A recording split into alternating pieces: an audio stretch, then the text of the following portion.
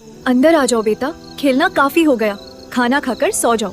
सुनिए, हमारे बच्चे को 6 साल हो गए हैं, अच्छा स्कूल देखकर उसका एडमिशन करा देते हैं। ठीक है। यूं अगले ही दिन वो मियाँ बीवी अपने बच्चे का एक स्कूल में एडमिशन करा के घर वापस आ गए। इस स्कूल के उसूलों के मुताबिक टोपी उस्ताद ने उतार दी और बच्चे को क्लास में बिठा दिया।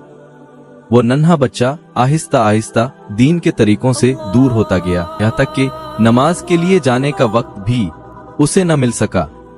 दिन भर स्कूल की पढ़ाई, घर आते ही फोन में मशगूल होना और स्कूल का दिया हुआ होमवर्क पूरा करते करते वक्त गुजर जाता था।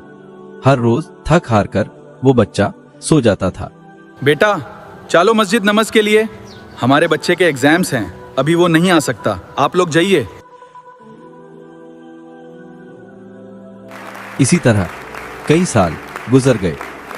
आखिरकार वो बच्चा 10वीं जमात पास करके सर्टिफिकेट हासिल कर लिया, लेकिन उसके बाद इस्लामी तरीकों से, दीन से पूरी तरह दूर हो गया। यहां तक कि उसे नमाज भी पढ़नी न आई और वो अफसुर्दा होने लगा।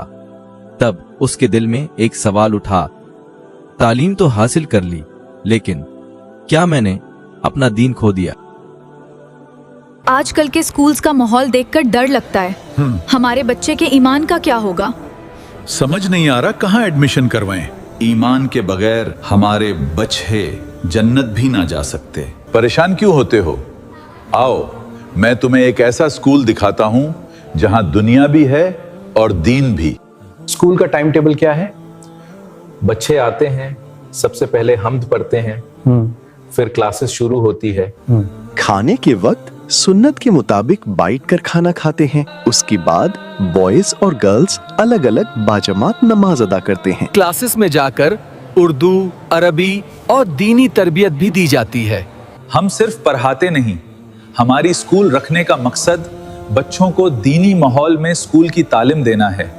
ये सिर्फ स्कूल नहीं, इस दौर में हमारे बच्चों के ईमान का महफूज किला है।